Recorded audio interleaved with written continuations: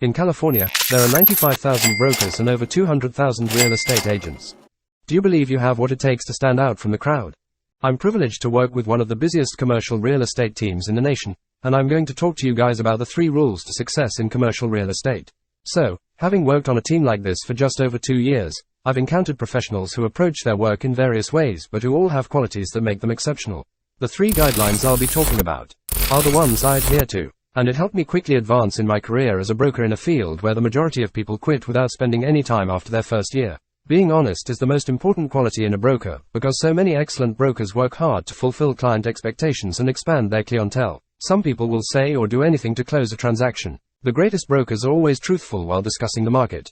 Well, sharing both the positive and negative aspects of a deal openly is uncommon. Without upholding honesty, clients will quickly disqualify you, and therein lays the sleazy salesman. You're a full home run. How a smart broker underwrites a deal is yet another component of honesty. A great broker will never withhold information and will always present a property's past, present costs, and prospective future in their most accurate form. Forecasting, leasing rates, operational costs, and anticipated capital improvements are all included. The future return on a deal is ultimately determined by that. The best outcome for an investor who purchases a contract will be underwritten, since they will never be able to anticipate. Brokers are frequently tempted to misrepresent how the property is actually performing well, which is an unrealistic scenario in a tight market when 25 basis points can spell the difference between success and failure for an investment. Million-dollar houses are bought by highly savvy investors who will catch you if you're one of these brokers.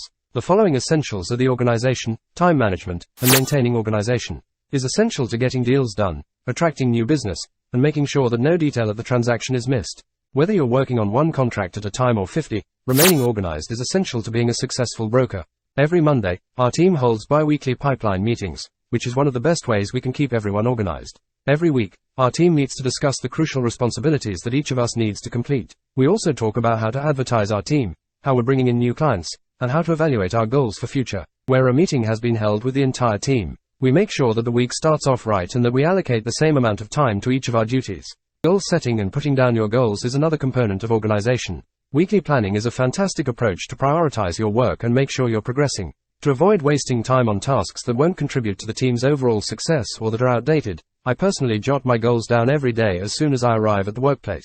From this point forward, lead to a transaction. Start your day by listing the top 3 things you need to do to advance a deal or create a new lead by the end of the day. Scientific research has shown that you have a 1.5 times greater chance of succeeding in your aims. If you use a calendar, an app, or any other method to write things down, offer your advice in the comments.